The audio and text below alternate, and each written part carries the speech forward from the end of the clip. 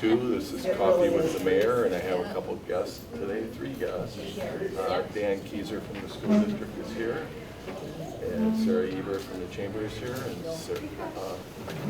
Amy Hermes is here from Stoughton Health. Thanks for being here today to join us. And we'll go through some city stuff, and then we'll draw straws to see who goes next. How's that sound? Sounds great. All right, so thank you for being here. Thank you for the Senior Center for hosting us. I'll go through a few things here. The first one most people are asking about is there's 2 seasons of the year, and we're in the road construction season. 3 roundabouts are going in this year. We have a contract. The DOT has the contract with the outfit that's doing the road construction, and by contract, those projects need to be done by October 15th. Hopefully it won't affect the school district with the busing too much. That's always a concern. And on our social media account, our Public Works Director, Brett Aber, posted yesterday the status of all the road projects in the city. So that might be something that the school district will want to take a look at. It kind of has the projected dates of these projects to be completed. So that might be helpful. The next one is we've been doing preparation for a 51 corridor reconstruction project in the city of Stoughton. It'll go all the way from the interstate, from Coachman's, all the way to McFarland, and it'll begin in 2024. So this will be done in multiple phases to try to minimize the impact on our traffic as well as the business owners, especially in the downtown area. I know this slide's a little bit hard to read. The first segment, I believe, is going to be done down from Spring Road to 5th Street. They're going to do that section as well as some areas to McFarland, and really they're in the planning phase, so they do what they call a 30%, then a 60%, and a 90% design, and along the way they seek public input. And we know there's going to be another public information meeting coming up here in regards to a section kind of on the northern edge of Main Street. One of the things they're considering is based on some new traffic modeling. They believe there's a section up there which is currently 4 lanes that they might want to consider going to 2 lanes and then doing a center turn lane for left-hand turns to help keep the traffic moving. And I believe they call it a twiddle is the name they're using for that. So this is kind of a new concept in Stoughton. They have some other examples where it's worked out well. And it's really based on the traffic counts. And one of the things they want to do is get public input on that as they move forward with that design to see whether or not that's something that the community would want. As part of the corridor project, there will be 2 more roundabouts. One will be at Rutland Dunn Road, where they currently do some construction, which we'll get into shortly, and the other one will be at County Highway B. And then as you're going toward McFarland, there'll be one on Highway AB, and then there'll be 1 or 2 near McFarland. They're still having conversations with the locals there to determine where they want to install those roundabouts or possibly even signals. This is the 51 West development that I talked about. Up here, where I'm kind of circling here, is Rutland Dunn Road. And you can see kind of behind Taco Bell, the road is going to be extended. So there'll actually be an intersection that'll take place here that they're working on right now, and that's where the 2026 roundabout will be. On the right side here, the brown is the multi-unit apartments. They're already pouring foundations for that in anticipation of the parking garage ceiling that'll be trucked in. Those are prefab and cement, and they'll be craning them in here supposedly sometime in September. So, and the east side here, the apartments will be first. The orange is duplexes, the greens are the parkland, and then the yellow dotted is the trails, which will connect to the existing. On the west side, we anticipate that work, the housing part of that work to start next year. They have sewer and water and storm water that they're installing right now. Once again, the brown is multi-unit. The orange is duplexes. These orange ones down here that are shown as fourplexes Recently, we had a request to possibly make those duplexes so they can add one more. So instead of having 4 quads, they would have 5 duplexes there. The yellow would be single-family homes. And then it allows for future extension of roads and trails as we develop out toward the north and the west here. So this is known as the 51 West. Mayor? Yes. If we go back to that slide, would you point out, because even though that I've grown up here, I'm trying to figure out, can you point out on that one area that you just did, like the buildings that are already there, like, is that Walmart, you know, just to kind of get a bearing where these are, because they're all cornfields right now. This would be north of Walmart. So the Taco Bell would be right in this area here. And then Walmart would be kind of down to here. This is Stoughton lumber here. So the next slide I'll get to will have kind of the Walmart development. So this is the 51 West project. So the roundabout will be right here eventually. Okay. And B is north. B would be up here. That's where the other roundabout will be. And you'll see they're piling dirt on B right now because they need to build up the elevation there. And instead of hauling away the soil, they're stockpiling it there because it would be more cost effective for the DOT and for the developer that's working on these projects just to reuse the soil here instead of sending it to the community and bringing new soil back. You have a question? So what's the other big box store that you got? So the red area there is a commercial lot. It would be big enough to hold a 95,000 square foot big box. It could also be multiple stores or a strip mall. It hasn't really been designated.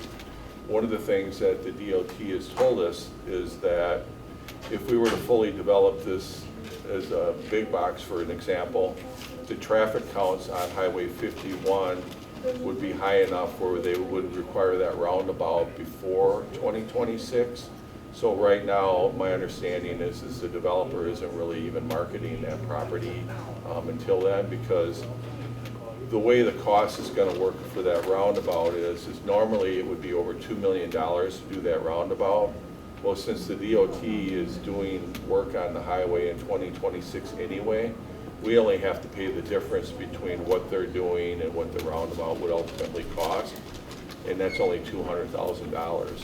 So if we were to put a big box in there before 2026, somebody would have to come up with the $2 million to do that intersection. So all the rumors about Target coming to Stoughton are not true. Right. At least not now. If they are, I haven't heard about them. Of course, I'm always the last one. Yeah, Lois, I've heard a lot of different things. Yeah. So They we're, asked the chamber why I'm letting them come. Yeah. Yeah, we don't- Another rumor. yeah. So usually these apartments, it'll take them a full year to build them. So if they were going to build a big box store, I would think it would take them at least a year to, from start to finish. So feasibly in late 2024 or 2025, they could start, having serious conversations with somebody about developing that lot, knowing it wouldn't really be completed and ready to open until 2026 anyway. So then by that time, we should all know how to drive the roundabouts to get to the big box, We right? hope. Yeah. And I heard you were going to give me lessons. Is that true? I could use a few myself. They're pretty simple. I did talk with the chief Yeah. of police, and he's willing to come down and do a little talk about roundabouts and have a little demonstration about the best way to navigate those. So you'll be seeing that coming up soon, that he'll be down here. Excellent. That's a good idea. You'll leave Yeah. the left. Go So ahead. do we get to vote whether we want a big box or the strip mall? Is there a place for? I would say there'll be a place for public input, but I don't know if there'll actually be a vote on something like that. It really depends on how the process goes, and if they were to ask us for money to help build it, then I would think there would be a deeper conversation. But if they're investing their own money, as long as they meet all the zoning requirements, and we really don't have a whole lot of say at who comes or who goes, to be honest with you. We can't discriminate against somebody. So unless there's a reason legally that we would not want a business to come to Stoughton through an ordinance, then, you know, we really kind of have to allow them to be here. So, you know, you get that all the time. Why, you know, do we need another Quick Trip? Well, as long as they meet the zoning requirements, they can build as many as they want. But certainly there'll be conversation as we get closer to making a decision with that. That's Bob Dvorak. And Bob had also owned the property out at Nordic Ridge. His family has been developers for years. And at one point, he owned RHD Plumbing. That was his business. He sold his business, and then he took over his family business as a developer. So this is the Kettle Park West drawing. So on this one, this is the Walmart here. So this is Jackson Street here, and if you go out there now, a lot of these roads, especially in this area, have been completed.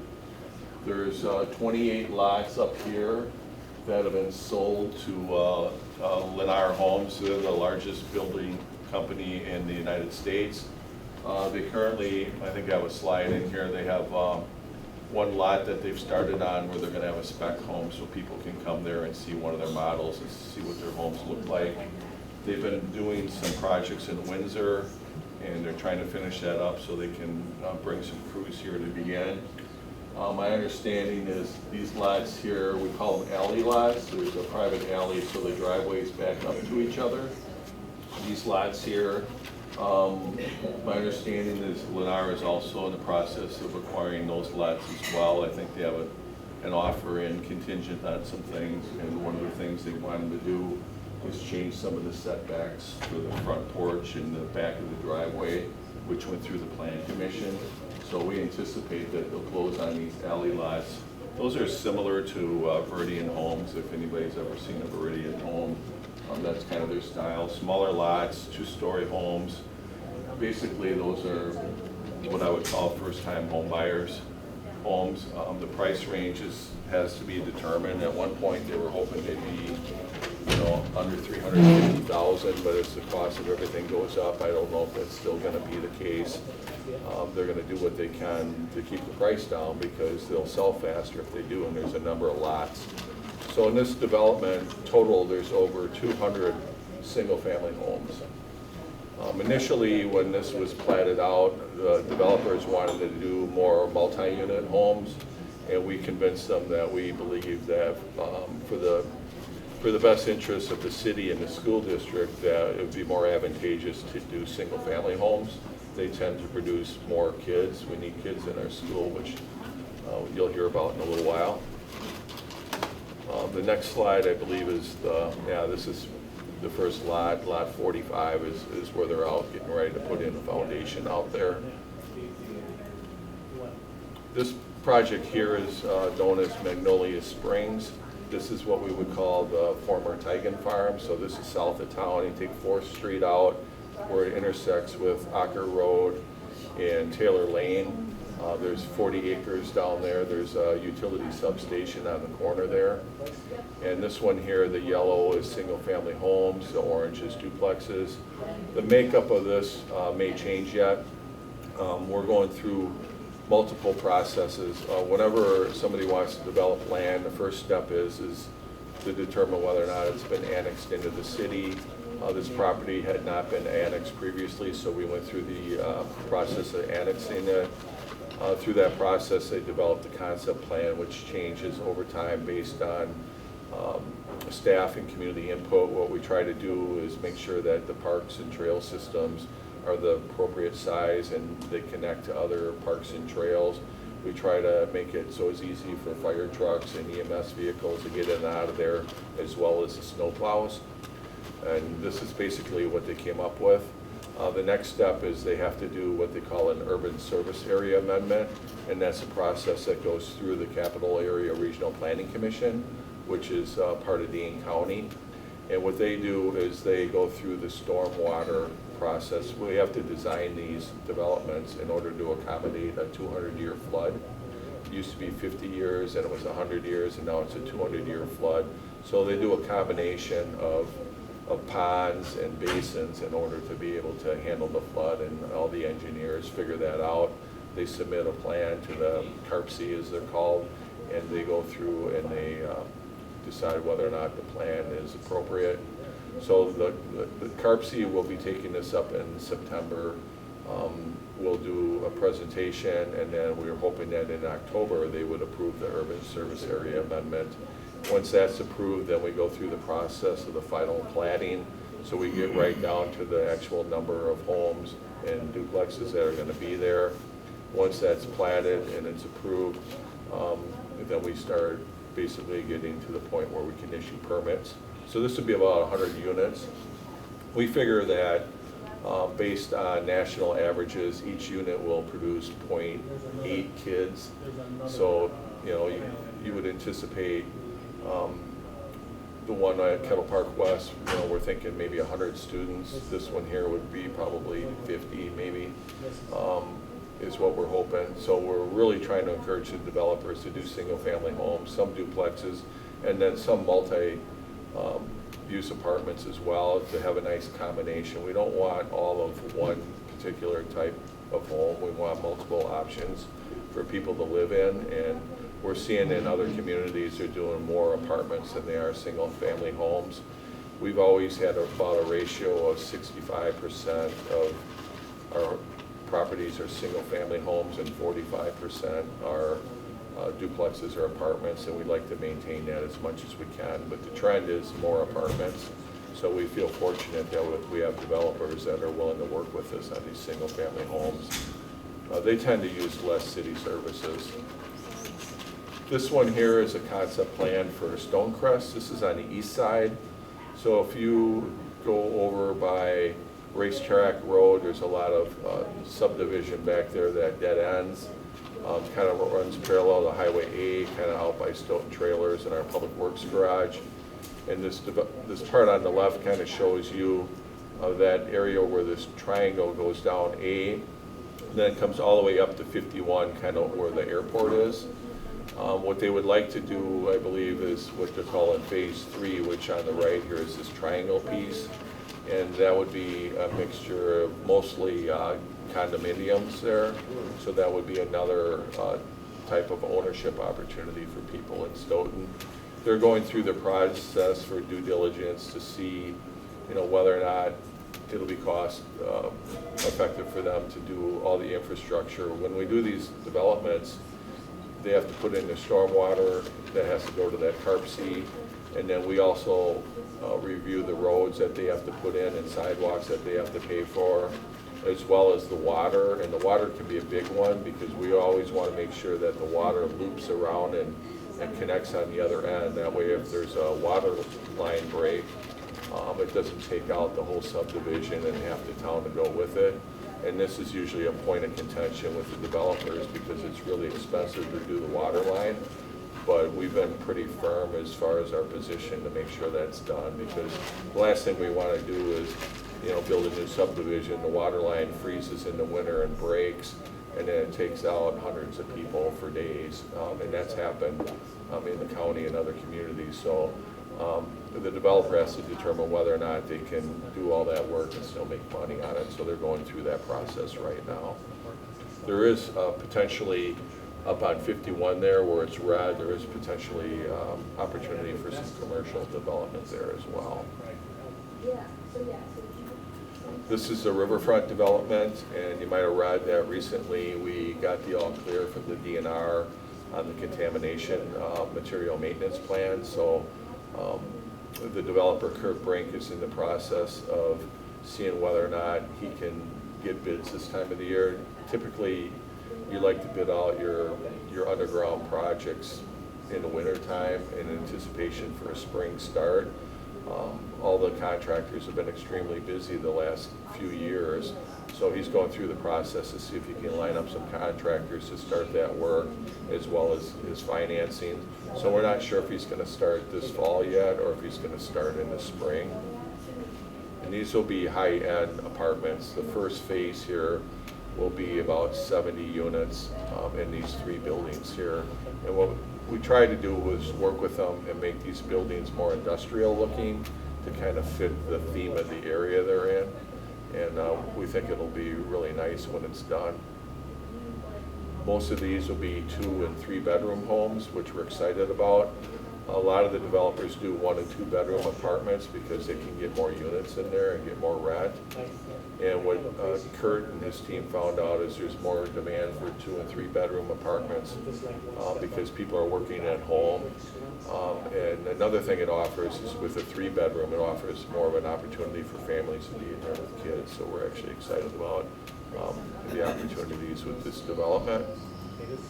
This is some work they've done across the street on the riverbank. You can see they've been putting some of the stormwater work that's been done already in anticipation of the development, as well as the rocks on the riverbed. There's an abutment in there for a bridge that's going to be installed, and there's a frame that doesn't show up on here for a solar panel that's going to be installed. That'll take care of all the lighting that are going to be on the trails. You can kind of see the trails a little bit on the cement. So we're excited about that. We're still working, going forward on the river project with the dam reconstruction. The engineers are still working on some things to try to address low water marks. That's been a concern for people. And with the reconstruction, we were able to help minimize the amount of water drop that there would be at the dam. Originally, we were going to take the dam totally out, and the water level was going to drop 5 feet. That kind of raised some concerns, so we went back and they decided they could engineer it by leaving the cement base in the water and measure from that cement base instead of the bottom of the river. And by doing that, the drop at the dam will only be 2 feet, and then it helps to minimize the water level loss upstream as well. The other thing they're doing is the engineers are working with the DNR to see if they could put in a hydraulic lift. And what that would do is during the drought season, when the water is low, the hydraulic lift would engage and act similar to a dam and hold some more water back, which would also help address that low water mark. So this project, we'll probably hear more about it in the winter and then into next year. The plan would be to start this the winter of 2024. Actually 2023. That's not this winter, but the following winter. So this will continue to move forward. We're talking to the Army Corps of Engineers as well as the DNR. They have to permit it. They're not going to permit it if they don't think that it's going to be an improvement to the area. They believe it'll be safer. It'll help the water quality because the water temperature will drop, and they'll allow the fish to go upstream, so the fish will be able to spawn, and it'll improve the fishing. So the DNR is in the process of evaluating for the permit. This is a building that used to be a liquor store on 6th Street. This is now a fitness center. It's down near Grand Inspired, which recently opened up. The Sherwin-Williams paint store opened up. I think we're going to be there We have a today. ribbon cutting there today, so at 3:30. Yeah, so. Yeah, it's nice inside. So another option there. The Emilio's, I haven't heard of opening date there. I have not heard anything either. But it looks like it's almost ready. The middle unit has not been determined yet as far as I know. I haven't heard anything. And this is out by Walmart. Next year we anticipate the Popeyes will go in over near Dunkin' Donuts.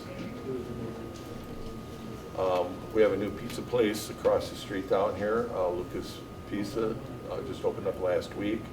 So we're excited for them. I know it was a long time coming to get that building remodeled. It looks great.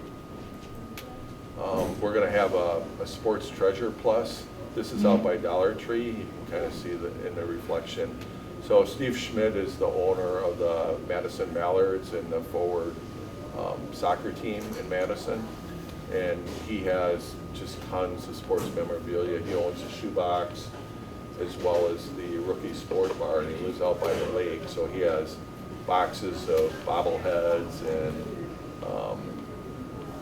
baseball gear mostly. He's a big St. Louis Cardinals fan. We don't hold that against him. But he's a good guy. He's excited. I saw him the other day out there. They're in the process of starting to put some of the items on the shelves there. So that'll be a good store for sports enthusiasts. This is the Emmy Roth. We had a groundbreaking there last week or the week before. This is the one out kind of north of town in the business park. They're out there digging. They have been for a few weeks now. And this is going to be like a 135,000 square foot building there. The big white warehouse area is going to be a distribution center. And then the offices will be here, will be the corporate headquarters. And what they'll do is they'll bring in cheese from Seymour, Monroe, and Platteville, and they'll bring it to this plant here, and they'll slice it up and repackage it, and then they'll ship it out to their distributors and stores. So initially we anticipate, I think it's 40-some jobs, and then fully built out it'll be well over 100, so we're excited about this one. The clerk wouldn't let me come here unless I talked about elections.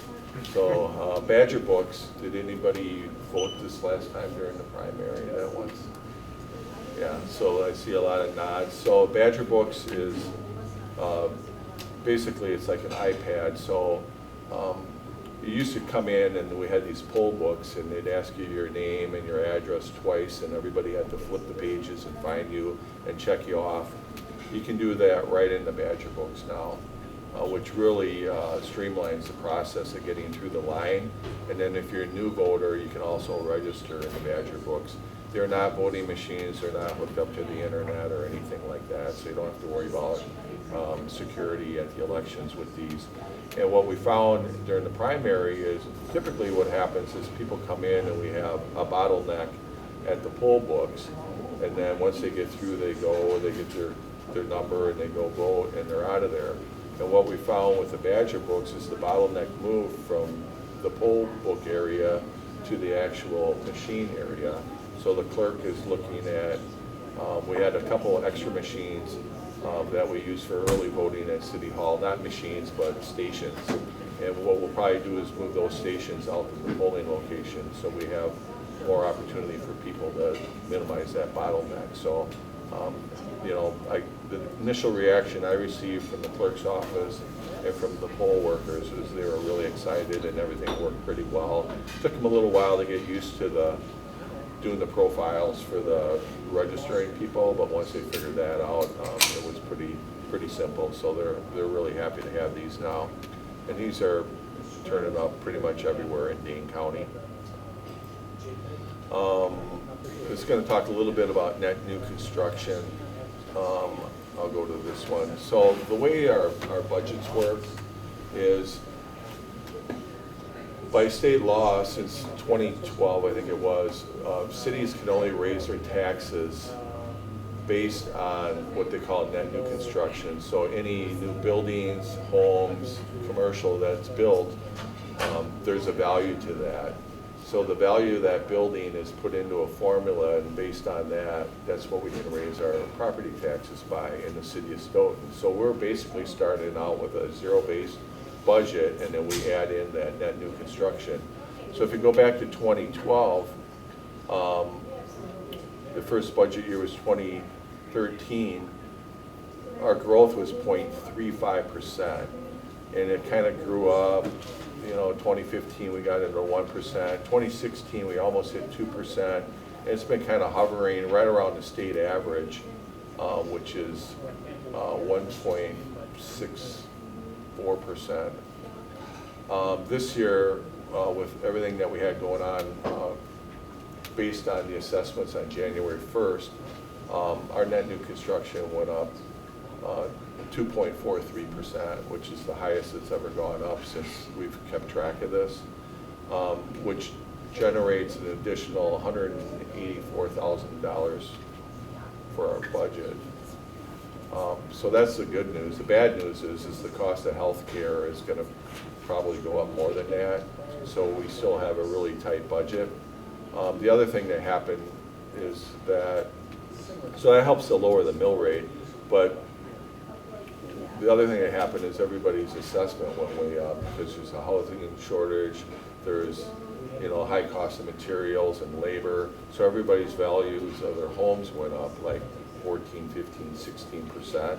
So anything that we gained in mill rate drop, and it's probably gonna be eaten up by the value increase. And part of the other reason for the increase in value is there's just a shortage of homes throughout Dane County.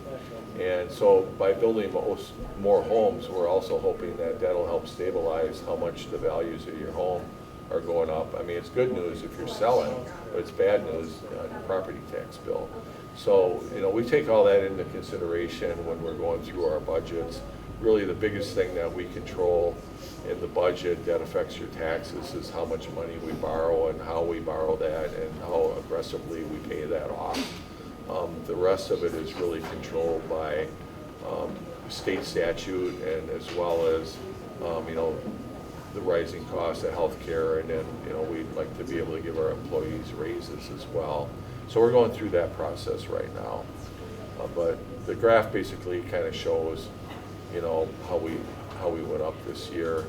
And then this is equalized value, and you can see in the last few years here how the values of your homes have basically skyrocketed. In the city of Stoughton is the blue, Dane County is in there, and then Wisconsin as well. So it's been pretty consistent throughout the state that the home values have been increasing.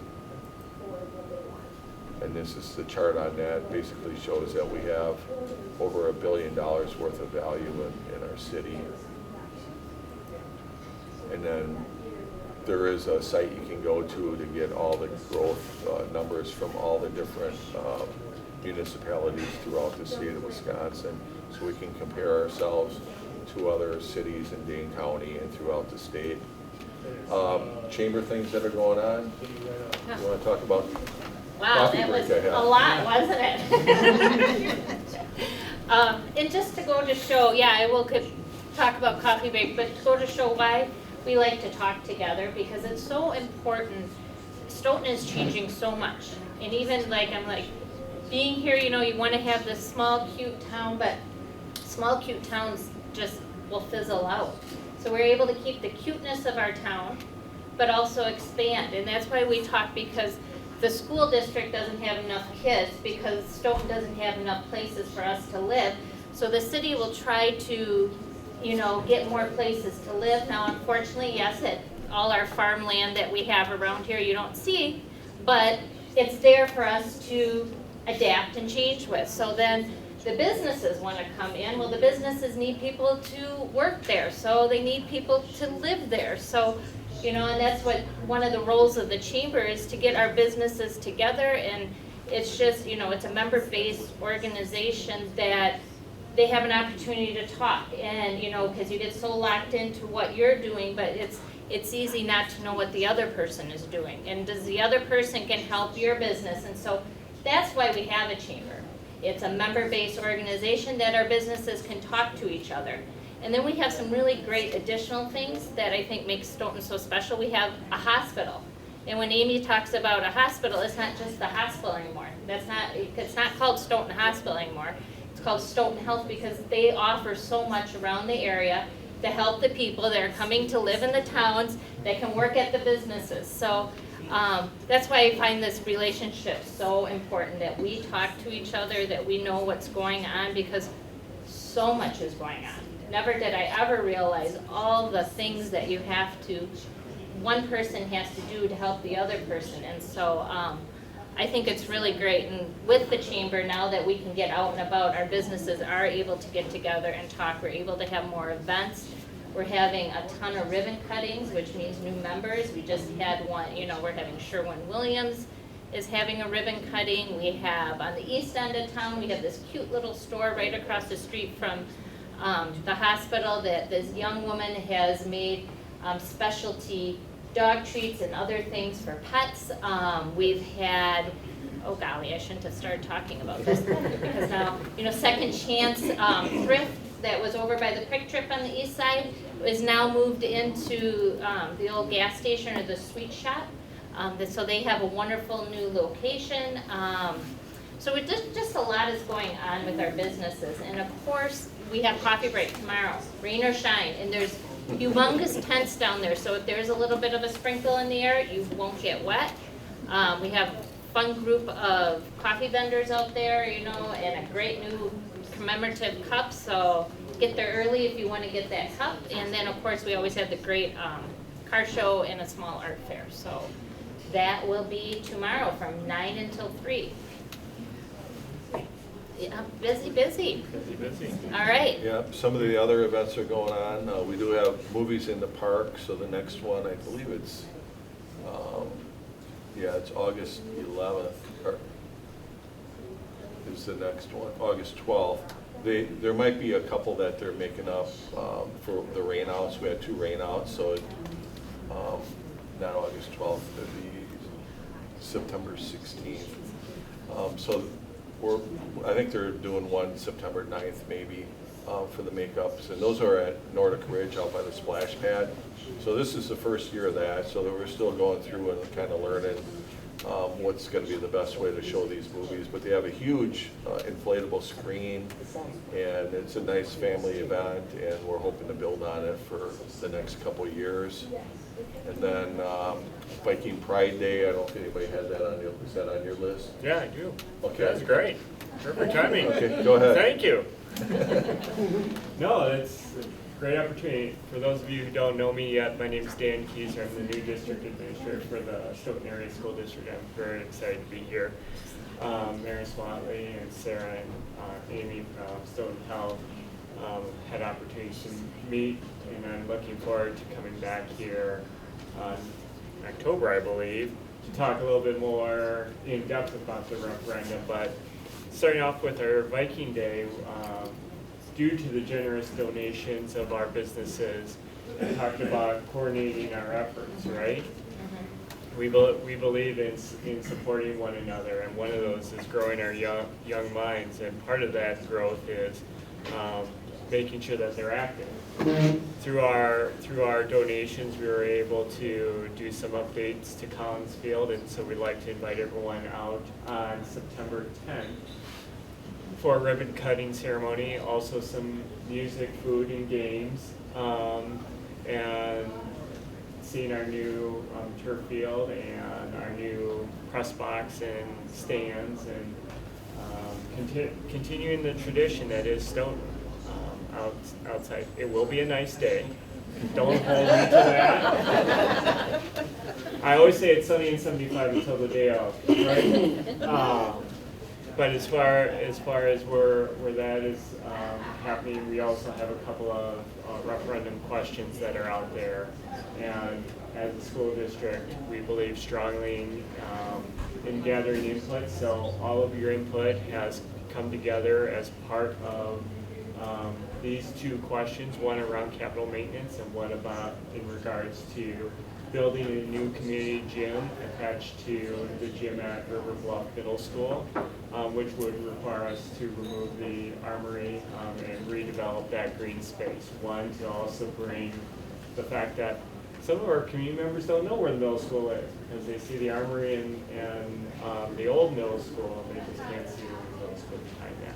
So those questions will be coming in November, and in October I'll be coming back here with Mayor Swadley and giving an in-depth presentation and be able to give you some more details around that. And if you haven't noticed, September is around the corner, so we're looking forward to welcoming back all of our students into our buildings. We kicked off registration yesterday, and I was out to our middle school and our high schools and getting to meet some of our staff, and some of our students are coming. And Monday, if you can believe it, all of our new staff kick off. So all of our staff come back next week. So a lot going on in the school district. And I just thank Mayor Swadley for giving me a few minutes to share a little bit about what's happening, and I look forward to meeting all of you again in the future. Thank you. Yeah, and then I know I'm really excited about the Viking Pride Day because what it does is it's more than just putting turf on a football field. It really gives people an opportunity to come to Stoughton for multiple events, for tournaments. It creates, so that's good for economic development. That's kind of Sarah's thing is, when people come to Stoughton, one of the first things they see is a park, the high school football field, one of the school buildings, And, you know, Viking Pride Day, I think, is really about showcasing Stoughton. And when people come here and they discover what we have to offer, hopefully that'll convince them to come back, or better yet, move here. And it's a really competitive world out there when it comes to families and students moving into communities. It also is going to provide more opportunity for the students. Right now, I think they're limited on how many events they can have on the football field.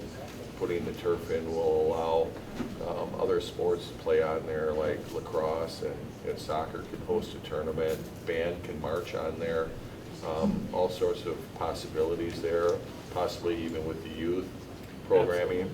So, you know, I'm really excited about that because it's really going to be beneficial in multiple ways. So I think that, you know, that's one of the messages that I've tried to carry during the fundraising, is that this is more than just about, you know, the football team. Obviously, people take pride in that as well, but it's really about the students and the community as a whole. So I think this is going to be a great addition, and we're really fortunate that we have such generous people in Stoughton. Absolutely. You can see our donors at the bottom, and again, we talk about coordinating our services, and through the coordinated services, we maximize our opportunities. So it's also an opportunity to showcase Stoughton to the broader state, because with these updates to our field, we can host, as Mayor Swadley said, host events that we couldn't before. Because you know how fields get after they get loved for quite a bit, so you have to reseed. This will be able to withstand a lot. Yeah, and then high school hosted the event this past weekend. Yeah, absolutely. And tonight we've got our first game. We're looking forward to having our home second half of the football season at home. Yeah. So, I mean, Stoughton has been recognized quite a bit here lately. We're proud of that. We want to build on that. The Make 48 was there this past weekend, which was a competition. Some young entrepreneurs really doing inventions. So it's going to be interesting to see the end product that they came up with here in the next, I don't know what. 3 months. In 3 months, we'll be able to. So, you know, something Wisconsin as a whole can be proud of, and certainly Stoughton is. Make 48 is PBS. It's a televised show.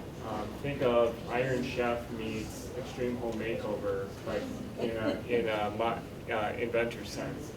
And there were 3 regional competitions all hosted in Wisconsin. One in Milwaukee, one here, and one in Beloit. And the fact that we are the first in Wisconsin to have a makerspace Fab Lab, it was a huge showcase. And of the teams don't actually build any of their models. They have what they call tool techs, the people who operate all the machinery. And the majority of them were our own students, ages 13 to 17. So they were the ones, when you see the final products, know that it was our students who helped build those models, because the teams themselves design it, but they don't have to have the skills to build it. Our students have the skills to build it. Yeah, so that's a really cool event, and we're hoping to be able to do more of that. What else? I'm just about done with the slides. Citizens Police Academy, the police chief wouldn't let me come here unless I put this out there. This is a great opportunity. I've been through it. Charles, you went through it? Anybody else here? Police Academy is I think when I took it, it was a 9-week course. I did it with my wife right after I was elected the first time to be mayor. And you go in and you really kind of learn, you know, what it's like to be a police officer. So you learn, you know, about the training, and at the time, Oli the dog, now we're getting a new canine here. Odin will be here shortly. You learn about, you know, different situations that they come across. You get to drive a police car on a racetrack. That was pretty cool. You go to the shooting range, you learn how to use a gun and the safety aspects that go with it. And just a general just general training on the operations of the PD, and I thought it was really a valuable experience for myself. So they still do have a few positions available if anybody wants to go through it. I believe it's Wednesday nights for a couple, 3 hours a night for like 9 weeks. And I think you'd find it really not only fun, but really educational. So I want to put that out there. I think you have something going on as well for Leadership Stoughton. Yes, Leadership Stoughton is a program that mostly chamber members, but it is open to the public, that they go through. They start in September and we go through April. May is the graduation, but they get to really take a look at the inside parts of Stoughton, like what is the manufacturing part, and we meet once a month, Wednesday mornings, and we go and visit all these different places, like with the school and I think we go to the hospital. I'm doing it for the first time. They even say if you've lived here your whole life, you'll learn things about Stoughton. So I am going to go through it, and they also do a project. The class will put together a project. I know the last class helped the Neighborhood Free Health Clinic put together a promotional video. So it's just a really neat experience. So I can report back on that when I actually go through it. Right, and then this is just one last slide I threw in here yesterday that I want to show you. It's kind of hard to read, but this is a printout. So a lot of times, you know, we get calls and emails about people with high speeds in their neighborhoods. We've all had that, right? We do have a couple of traffic enforcement machines out there. So this is a printout of one we did recently on Jackson Street. And if I can pull this up or not. Yeah. So the way these work is it breaks it down per hour and then the different speed ranges here. And so on Jackson Street, this was only for a few days. There was over 11,000 vehicles that went through there. And out of the 11,000, it looks like about 10,000, over 10,000 of them were 30 miles per hour or under. So there were about 260 cars that were going through over the speed limit, which is, I think it was about 2%. So what we do is we use this information in the neighborhoods, and as we're moving this device around, if we see high numbers, then we'll put an officer there and monitor it and do traffic enforcement. But if you do have a situation where you just feel there's excessive speeds coming through consistently, you can reach out to myself or the police chief. We can bring the machine over there during the summer and spring and summer months. In the winter, not so much because of the weather, and we can monitor the traffic. You know, there's something we use around the school zones as well as we get closer to the school beginning. And I think we have 2 of them now. This one here is a new one that we just bought. Took several months to get it because that was the beginning of the supply chain issue, but you can see it works pretty well. And you know, these are some of the tools that we try to use to help address concerns in our community. So I think that's the last slide I had. Did anybody have any questions for me on anything? Go ahead. With all this development that we're experiencing, is our sewers treatment plant, is that going to be able to absorb all the additional? Yes, it's a good question. The answer is yes. When we go through these developments, we talk to our Jill at Stoughton Utilities, and we have quite a bit of capacity in the wastewater, and we do also have room for future expansion, but we don't anticipate it at this time. One of the examples is when we talked about the 51 West project. One of the things we had to do was there was a sewer line that was there that was serving the existing area out there, and one of the things that we did is we had our engineers work with Stoughton Utilities, and we determined that with the increased development in that particular area, we were going to be over 80% capacity on those sewer lines. which raises a concern for potential backups. So we actually required, as part of the developer's agreement, to have the developer upgrade those to bigger pipes in that development, which they weren't real happy about doing, but we also created a tax incremental finance district out there to help pay for it. So at the end of the day, we want to make sure that we're doing things the right way and not taking any shortcuts, because if you've been here a while and you drive around, there's many examples of things that were done many years ago when the standards were lower that have created issues for us over the past few years, and we're trying to go back and correct as much as we can. But it's a lot more expensive to correct it after the fact than it is to take care of it on the front end. So that's why whenever we're working with these developers, we bring in Stoughton Utilities, our planning department, our park and rec, public works, police and fire, EMS. We bring everybody into the room and say, here's our concept plan. What do you like? What don't you like? We send that feedback back to the developer before we take it to the city council, because we want to make sure that we can vet out as much as we can before we get to the point where we're asking for approvals. Because if there's something that we see there, chances are the city council and the community members are going to recognize that as well. Are we perfect? No, but we do try to touch on the things that you're talking about here, because we know if we don't do it on the front end, it's going to cost us a lot of money and grief on the back end. So, and the same thing with the substation. Right about the time Walmart was built, we built a new substation out there. And what that does is it provides what we call redundancy. So if one of the other stations got struck by lightning or a squirrel or whatever went in there, and it takes out a section of town, we do have the redundancy where we can loop that power around and restore power faster. And by having our local utility, we can call our guys out to do that quicker than you could if you were, dealing with a for-profit company. So that's the value of having our own local utility company. And you probably saw that when we had the storms that came through and had the the winds out over by Fox Prairie School in that neighborhood area there, that for the most part, we were able to get things restored fairly quickly. The ones that took the longest were the ones, the homes that they had to actually have their own electrician come out and do work on the house itself before we could re-energize it.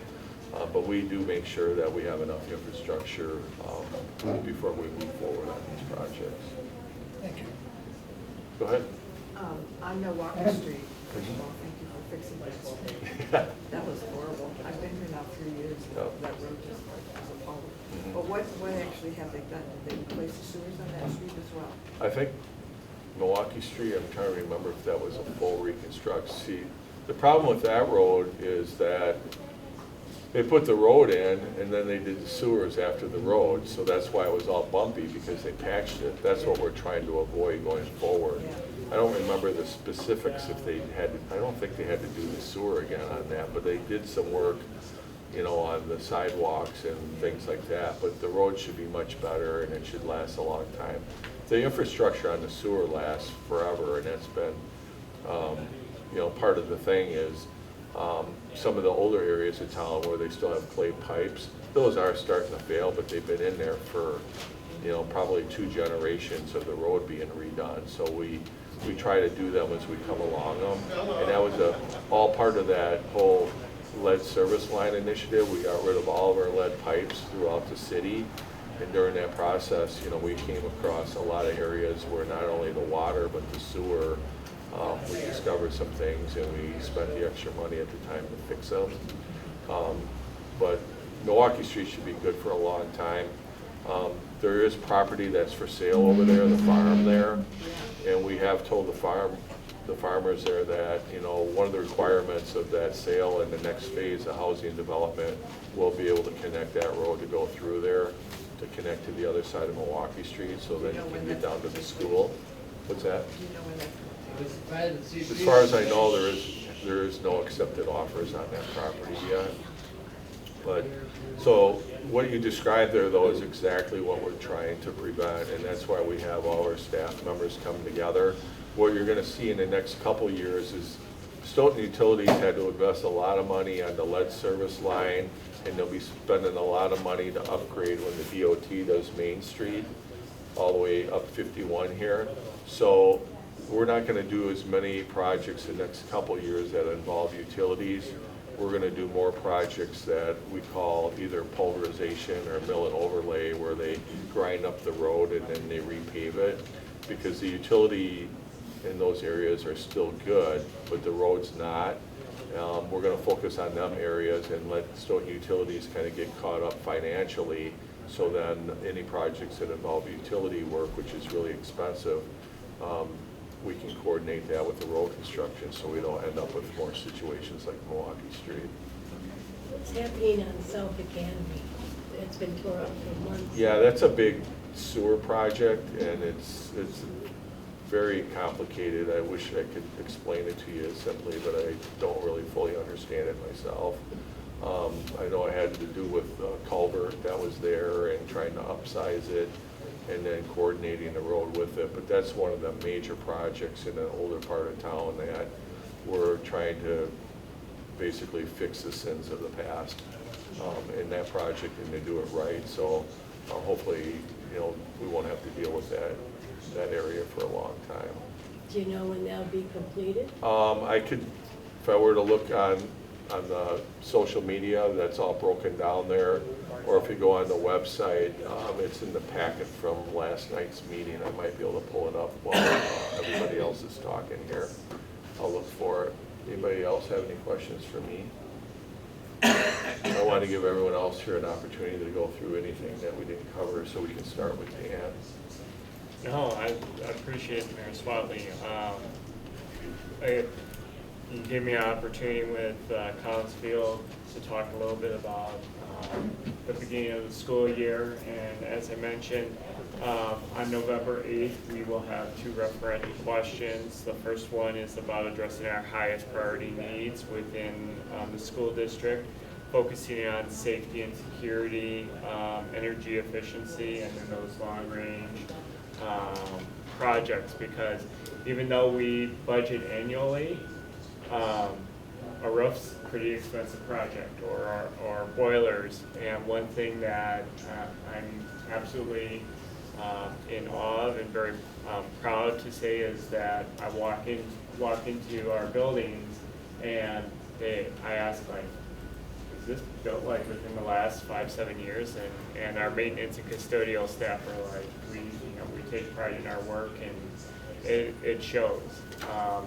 But Asia, you take care of things, and the best part about our facility plan has been that we've been able to double the life expectancy of some of the things that we put on there. So being fiscally responsible. And then that second question again is about building a new community gym attached to the middle school, and then redeveloping that area so that our community can access it, and we can build more opportunities for our community and the school district to work together. And I'll talk more about that in October when I'm able to come back, and we'll actually lay out slides and show you what drawings, be able to answer more questions about that. Maybe you can talk a little bit about your background. Absolutely. You've only been here for, what, a couple weeks?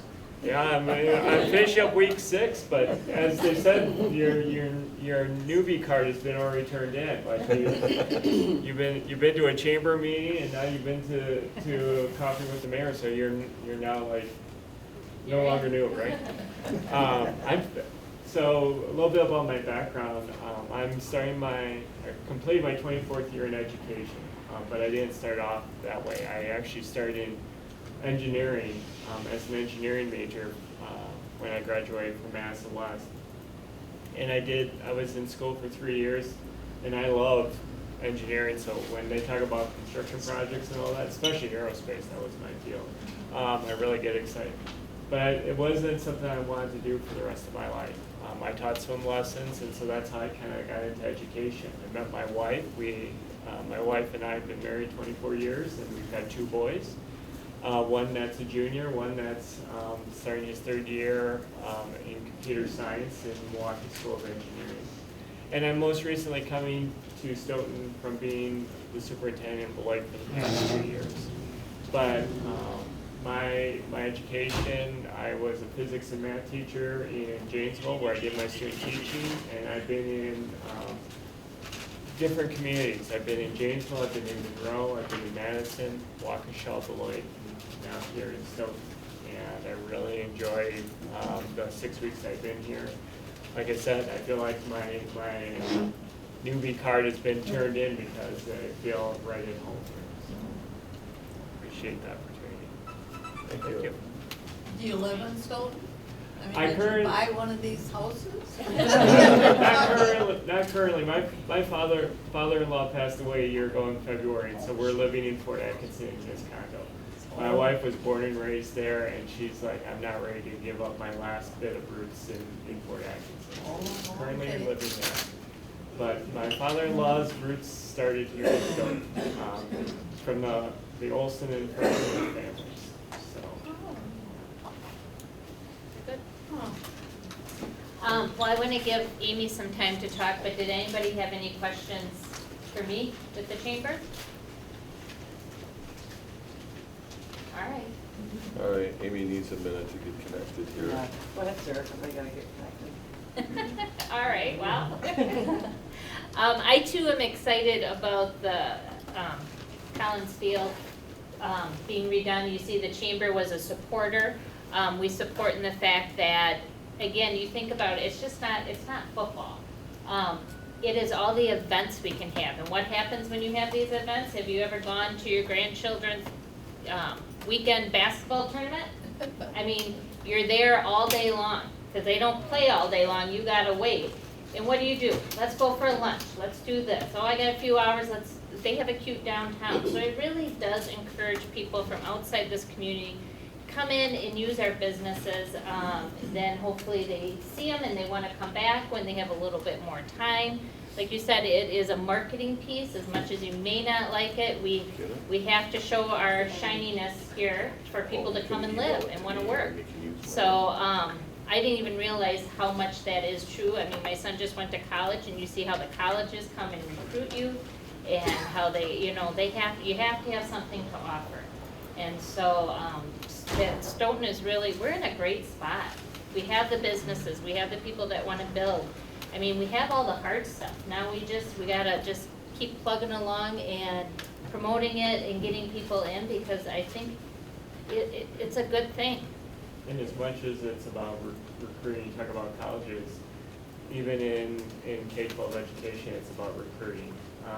Open enrollment now, when the state law is changing, we have, and this is probably a future conversation, is when you take a look at when we talk about Stoughton area, how many people work here in Stoughton but reside elsewhere, and vice versa, and how many of those families who come to Stoughton bring their kids with them because they work here, and being able to drop their kids off at school, pick them up at the end of the day.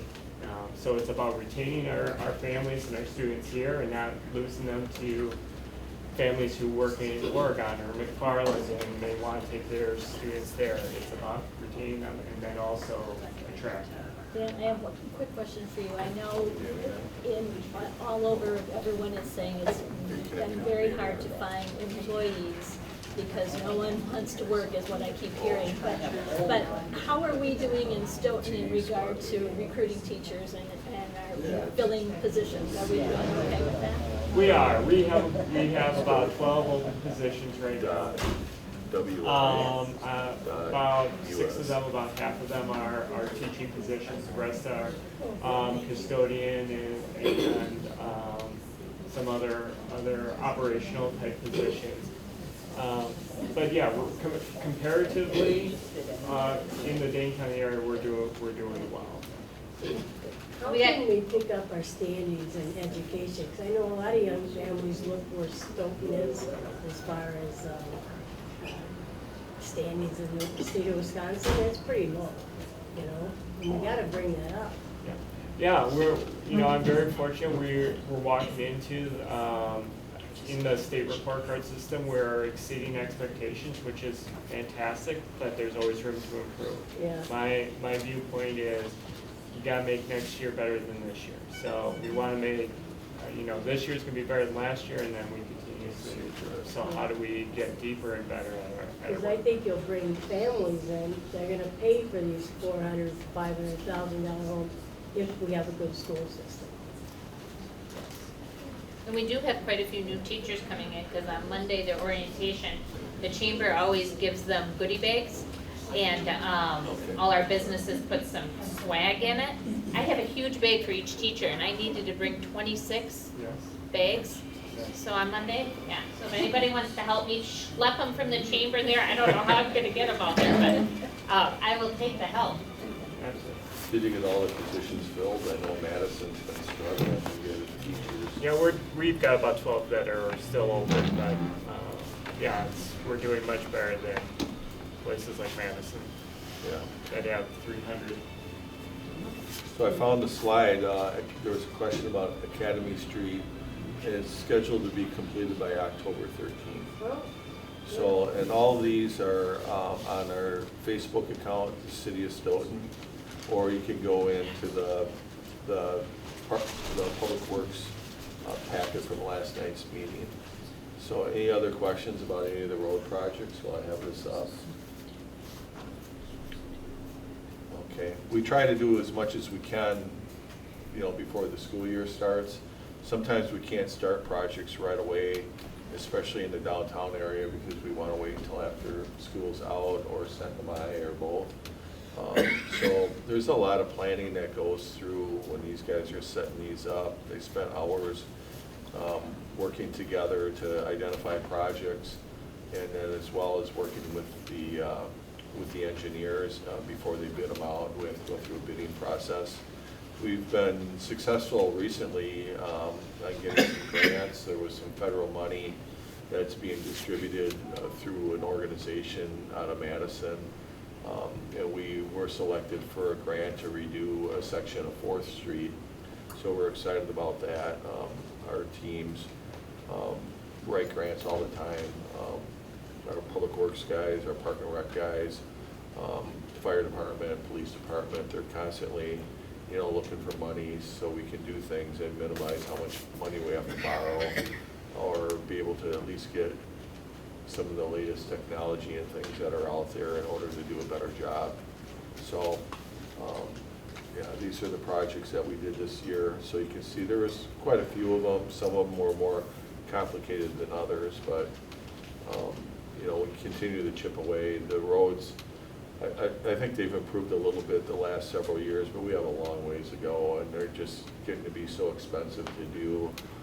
We can only do so many, and even capacity-wise with the contractors, there's a shortage of people in the trades, which is something I want to talk to Dan about in the future, is having more programs to encourage some students to get into the building trades, because not everybody's going to be an accountant or a lawyer or an engineer or a doctor. There's some that are going to be more hands-on type work.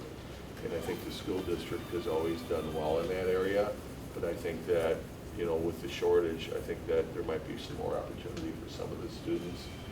I have 2 sons. I have an example of each. I have one that has a master's degree in European history, and he is in Green Bay, and he works at a museum up there. And then I have another one that works here in town for Conan's, and he fixes cars.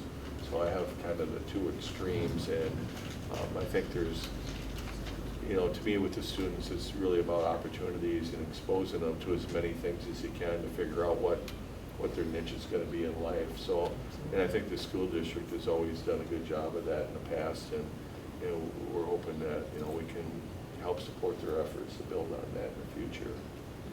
I'm going to turn it over to Amy at this point.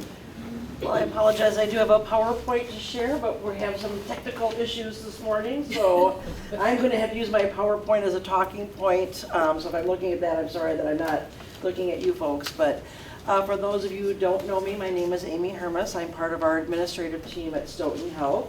Dan couldn't be with us this morning, so he asked me to step in. I don't have a newbie card. I lost my newbie card to Stoughton a long time ago. I've been in the community and at the hospital 35 years. So And I've loved every minute. I said when I moved to Stoughton, I moved to the big city because I came from a town of 750 people. So it still is, it is the big city and continues to grow, and I love living here. So, of course, what would a conversation from Stoughton Health be without talking about COVID? It is still in our midst. We are classified in Dane County in the orange zone, and how they figure that out is they look at positivity rates as well as hospitalizations. So we do have a lot of positivity cases coming in through our emergency room, our urgent cares, but fortunately we have very few admissions going on right now. And folks that are coming in, sometimes that we see with positive COVID, they're actually coming in because of something else. And then we test all of our inpatients before they come up to our inpatient floor and before surgery. So we have a couple of different regulatory bodies that govern how we act at the hospital. So even though in the public we can be without masks, we have OSHA that governs the fact that we have to keep all of our employees safe. We have CDC governing healthcare to keep all of you safe. So that's why we still are continuing with screening, masking, limiting visitors, and we meet on a regular basis just to make sure that there hasn't been any changes in any of those regulatory bodies, that we can lift them. But so far we try to keep it the same procedures and policies that the Madison hospitals do, so there isn't confusion between the two policies, or between the entities. So we practice all pretty much the same way right now, but still watching that. I'm excited. I heard this week that both Pfizer and Moderna have flu vaccines coming out. Probably within the next 3 weeks, I'll be able to put them out, 3 to 4 weeks, and they will both cover the original Omicron virus as well as the variants. And so if you are thinking that you may not want to get that, I would strongly encourage everybody to be revaccinated again in the fall, as well as with the influenza, because that is our best line of defense, as well as hand hygiene and masking. Amy, that's the third booster, is that right? So let's see, so how CDC talks about it is you are up to date with your vaccine if you've had your series, your 2 first initial ones, your second booster, and if you're eligible for the third, or first booster, and if you're eligible for the second booster. So yes, it'd be the third boost. Yeah, okay. So, and some categories, you know, like all of us fall into that second booster category. Did you say October for that? They said 3 weeks, so we'll see. They're hoping to have FDA approval in 3 weeks. Okay. Are those 2 vaccines combined? The COVID and the regular flu? The You'll flu, have two not for separate this year. ones? There'll be 2 separate ones. I haven't heard anything different at this time. Because I know they've been talking. I think that would be their ultimate goal. I feel like the COVID vaccine will be something, just like we have the flu vaccine now, I feel like that will be something that will be around years to come, and then maybe they can work on combining both of those. So will Stoughton Health notify people that the vaccine is ready for the third booster, or how are we going to know? I can only tell you how flu vaccines work. We put in for a certain number of flu vaccines, and what we get is what we get. So, you know, we obviously want to make sure that our staff are all protected that take the flu vaccine, and then from there we spread out and do flu clinics. So we've done flu clinics at the high schools, we've done them with the partners of Stoughton, we've done them like a general flu clinic. And so not knowing what we'll get for the COVID vaccine, I think we'll offer that the same way. Depending on what we get, we'll put in a certain order and then make sure that our internal group is vaccinated and then push it out to the community. But I think they've been good about getting it out to like the Walgreens and the Walmarts. And so hopefully if we don't get a lot of supply, there still will be ample supply in our community for people to get vaccinated. Thank you. Yeah. So then the other virus that's in the news is monkeypox. And so that operates a little differently. That's a contact infection. So that's, you know, skin to skin is how it's spread. And so not where COVID has been droplet and aerosolized. And so really you have to become in pretty close contact with somebody that has monkeypox. It's in the smallpox family. So people get those blistery type lesions on their body. Not life-threatening unless you're compromised. Dane County has seen a couple cases, I believe. We have tested a couple of folks in our urgent cares, but we have not had any positive cases at Stoughton Hospital. So And I know that I've been asked by others about vaccines for that. We do not have a vaccine for monkeypox. There is, I think, something out there, but we do not have it at the hospital right now. So a little harder to catch, and I don't think that will pose as big a problem as we've seen with COVID over the last almost 3 years now. Some highlights over the last year that we've been pretty proud of, even in the midst of COVID, is that we opened our McFarland Urgent Care. That was the 1-year anniversary was the first part of June. So we've really seen quite a bit of traffic to that urgent care, which is nice. And of the folks that we're seeing over there, about half of them are new to Stoughton Health, but they've never been registered as Stoughton Health patients. So that's kind of exciting for us to capture that increase in volume that way. We've also added a cardiology service with Dr. Kaji. And he's practicing just a couple of days a week at the hospital, but to his practice we're also adding an advanced nurse practitioner to help keep things running smoothly and for maybe follow-ups that he doesn't need to be necessarily involved in, like if it's blood pressure checks or medication checks or just questions that folks have. So that's exciting for us. We've also added podiatry services, and we've just recently signed a contract with Dr. Graney and his partner, Dr. Hickner, so they will actually be having clinic at the hospital as well as doing surgery. I believe his clinic days are on Fridays along with his surgery dates. So just that's an exciting service to see grow in our organization. Many of you know we acquired the Community Health and Wellness Center, or the old bank out on B. Of course, we moved in there right before COVID and then had to shut everything down. And so that's really, we call that our Health and Wellness Center. It's not really equipped for clinic or urgent cares because of how the offices are and not running water to those offices. But we're able to do a lot of screenings, and a lot of I think our Strong Women's group is moving out there. We have screenings out there, and so just excited to have that as another place that we can spread information about Stoughton Health. And then we recently added, we had noticed an increase in mental health concerns in our community. And unfortunately with kids as well as adults, and it's very hard to find a psychiatrist. And so we've just partnered recently with a group, they're called ITP, Integrated Telehealth Partners, and so they're available to us 24/7. So if folks that come in that are needing, that have either some addiction issues or mental health issues, our ER doctors who are board certified in emergency medicine, but not so much in psychiatry, can contact these providers, and then we can feel confident that we have given the folks that are in our ERs the best resources possible, whether it's a safety plan with a follow-up to see their provider, whether it's medication that we can get started, or an inpatient stay somewhere. So that's been an exciting addition to our emergency room services. And then Dr. Schwab has been with us for several years now, and many of you probably know him. I know he's out and about in the community, but his specialty has been breast health, and so he's really putting together a comprehensive breast cancer risk assessment package. We have the bits and pieces, but we've never put it all together to package it for people. So there's a screening where folks can take a screening to see how their risk stratified for breast cancer, and that'll be free, and then we'll proceed as follows. He can do the surgeries at the hospital. We have a plastic surgeon that works with him. You know, if someone comes in and wants reconstructive surgery, some of our PT and OT are especially trained in lymphedema management.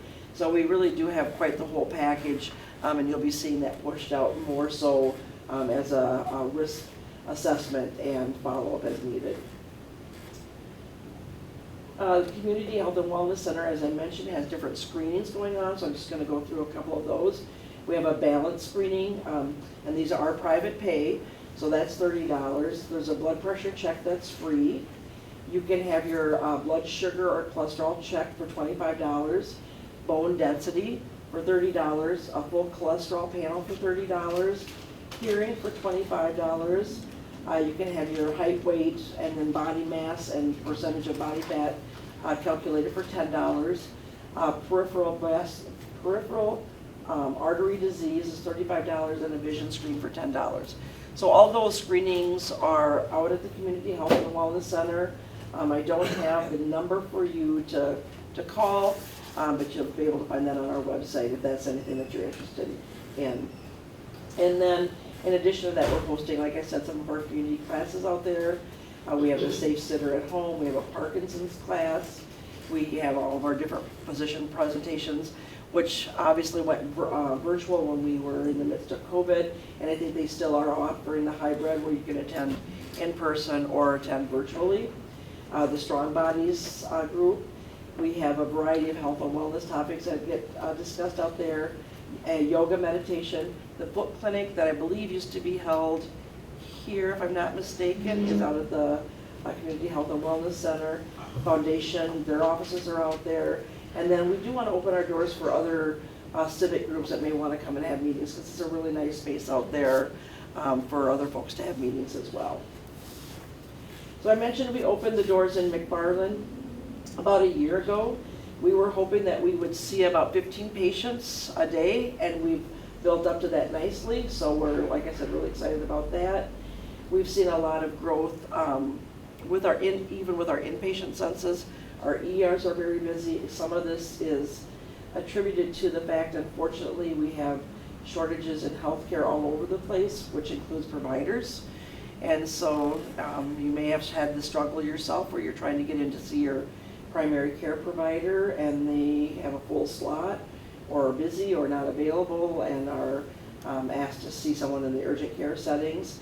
So that has really increased our volumes as far as the ER and the urgent cares have gone. But the inpatient volumes have went up too, and everything says we're going to see a decrease in inpatient volumes.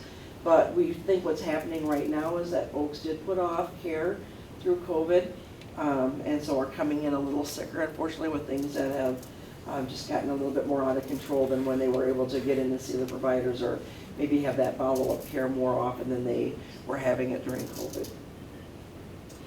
So upcoming with Stoughton Health is that we have Dr. Ravel, who's our orthopedic surgeon. He is working, his expertise is really sports medicine, although he does do the conformist knee replacement, total hips, any fractured hips and ankles. But he is putting together a shoulder service center of excellence where he is really going to be focusing on shoulder care and the patients that need shoulder replacements or arthroscopies. And so you'll see more of that. We're going to be marketing locally within a 1-hour radius. There's a need for it, but there's not a lot of services being provided. So we're going to be starting with just a 1-hour radius. And then after that, we're going to be looking and marketing into a 3-hour radius and what that would look like to draw people from other communities and other areas. So. And then really what's kind of exciting is that we're looking at our master facility plan now, once again, because we're growing with all of our new providers, we're running out of clinic rooms. And so one thing that we're looking at is some expansion to the hospital. We've recently acquired some houses that allow us to expand parking. And what we're in the initial stages of looking at is where would this building look, how would it look, how do we position it to the hospital? And so our initial thought is, working with our architects and designers, is that it would be a building that would be, if I say in the lower parking lot where the old Dean Clinic used to be. Does everybody know where I'm talking about? Okay, so in that parking lot, it'd be a new building, and it would be adjacent to the hospital through walkways on the outside. So floors would connect, so we would have some efficiencies to be able to use our staff that we have in the hospital already and be connected that way, but definitely would give our providers more clinic space. We don't have primary care providers, but again, we've added cardiology and podiatry, and Dr. Schwab and Dr. Ravel's practices are growing, so definitely need more clinic space that way. And then just looking at what else would go into that building.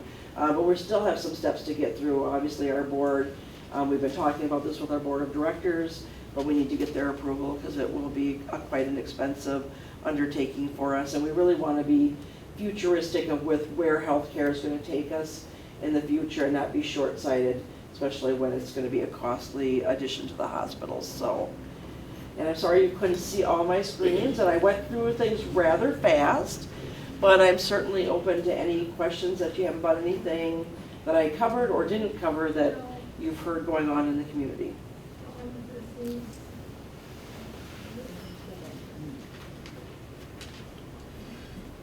Must have covered it all. I huh? must have. Yeah. One thing that I'm surprised I didn't put in my slides that I want to share, because it's kind of a big deal, is that Stoughton Health was one of the top 20 socially responsible hospitals in the United States. We just received that award recently, and what that means is that, you know, while we're looking at maintaining people's health, we're also working with our community and know what's going on with our community. And I think part of that has been through COVID, we started working with Sarah, and Dan wasn't in his spot, but we started with Tim, and as community, key stakeholders in our community, just talking about what are we seeing with COVID, what's that impacting, how can we help each other, and even though COVID is still in our midst, but not as, I want to say, the surge isn't as big of concern, we've still been working together to kind of keep, like Sarah said, in the know with what's going on, and so I think that helps from the hospital perspective. We know what growth to project for, we know what things are going on in the chambers, we know what kind of needs may be out there, so it was really cool for us to receive that award. You might have seen it on social media. Yeah. I'd like to see, you talked about the futuristic component. I'd like to see this community support integrated medicine. Is there any talk about that? As far as like telehealth? No, Or- integrated medicine. So it would be, you know, a naturopath or a functional medicine practitioner or something like that. Because that would come maybe more from the clinic side. Now, there had been some discussion. We actually had a provider, Dr. Rogerson, and some of you may remember Dr. John Rogerson, so an orthopedic surgeon that did hip repairs at the hospital. He was big into more of that holistic approach, that homeopathic. His daughter went into that functional medicine aspect. There are providers in Madison. I don't know if the Dean Clinic or the UW Clinic in town are looking at bringing that in, but that's definitely something I could take back to the hospital, because maybe that fits with our community health and wellness center. Yeah. Thank you. So thank you for that suggestion. Any other questions for anybody? Before we go, I wanted to once again thank the Senior Center for hosting us, all of you for being here. This is the biggest crowd we've had for a while, so I know it's because of my guests, not because of me. And we're doing some things here at the Senior Center. We're going to be doing the expansion into the annex next year. I think all of the tenants but one have left now, and they're all doing very well. We were concerned about them, but they all seem to be happy with their new locations. We were able to help, I think, all of them that moved secure some money from the state of Wisconsin through the Badger Bounce Back Grant, which was a $10,000 grant for businesses that moved into vacant buildings. Sarah has also been helpful and involved with trying to work with businesses to complete those applications and ultimately get the $10,000 grants. Cindy wanted me to make sure that you all bought some Coney dog sauce before you left today. There was some left over from the fundraiser last week at Gazebo Music, so she has some here that you can take home. It freezes really well. I've done that. It's good stuff. Any other questions or for us today?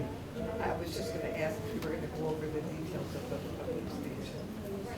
Yeah, I think Cindy would probably be the best one to talk about the specifics, but I know she's been doing very well raising the money for the expansion. They have a plan. They've been working with our building inspector and a contractor to put the plans together. I think there was a board over here that kind of shows it a little bit. It'd probably be best to talk to her about the specifics of it though, but I know she's really excited about it and the possibilities that it brings to provide more programming here at the Senior Center. So it's going to be a great thing, and we're looking forward to that. Anybody else have any questions or? I don't have a question, Sure. I just want to make a statement. This is my first time of coming for coffee with the mayor, and I feel it's very, very beneficial. And I was really pleased with all of your outputs, you know, that you've given us. It really, really was helpful. Excellent. Well, we appreciate you being here. Yeah. We're here, usually it's the second Friday of the month. Yeah. We had a scheduling conflict at the last week. We had our interim police chief was sworn in, so that's why we rescheduled it, and it was able to work out with Dan and Sarah and Amy as well. So you can look for that in the newsletter or in the hub or on social media. And bring some friends. We like talking about what's going on in Stoughton. The input we get from you is really valuable when we go through the decision-making, because ultimately what we're trying to do is provide the services and things that you want as a community. It's not just about what we think. Sometimes the people that are here have really helped to enlighten me on some things that I didn't even know were issues out in the community. So it's very beneficial for all of us to hear your input as well. So thank you for being here, and we're going to be here again in October. Yep, October. Yeah, and then I'll be here in September, and I should probably figure out who I'm going to bring with me or if I'm going to go solo. Do you know what's going out across from Coachman's? I know it has nothing to do with the city, but I do not know what's going on out there. I haven't really heard of they've anything. been busy. I see the dirt pile out there, you know, but if we find out, we'll share that with you. I know that we do have a couple buildings that we're working on things out on the other side of town. The HD plumbing building is for sale. The nursery is for sale. Now, those aren't technically in the city, but obviously they're right on the border. So, you know, if I find out by the next meeting what's going on out there, I'll let you know. We do have some interest in the old Pizza Hut building. The gentleman was at the Plan Commission meeting last week. And we'll see whether or not he submits an offer to the building. But he has a concept where he would actually remove that building, put a new building in, and have a couple different drive-throughs. One of them where you only can pre-order, and the other one would be your normal drive-through. We have no idea what kind of business. We assume it's a restaurant or a couple of restaurants. So we're trying to work with them to make sure that if he's going to put in drive-throughs, it's not going to back out on the main street, which has been a concern. We're actually looking at maybe even redoing our ordinances for our drive-throughs, because one thing that we discovered during COVID is, you know, the drive-throughs got more use, which is a good thing. I think for a lot of businesses, that's what kept them going, but it also created some traffic issues for us, and it seems like the drive-through popularity is going to continue to grow, so we want to adapt with it. yeah. I wish we'd get a supper club, a good one. I do too. Oh, what? Supper Supper club. club. Yeah. Oh, Yeah, so if you know anyone that's looking into opening up one, send them that way. Where that wellness is, I thought that would be a perfect spot. Yeah, What is? The wellness. Oh. yeah. With the driveway, that'd just be perfect. Then we can do the fish fry instead of the coffee. Yeah, That'd be sounds great, good. wouldn't Oh, there we go. So thanks again for being Thank here, you. and then hope to see you Thank you, next month. everybody.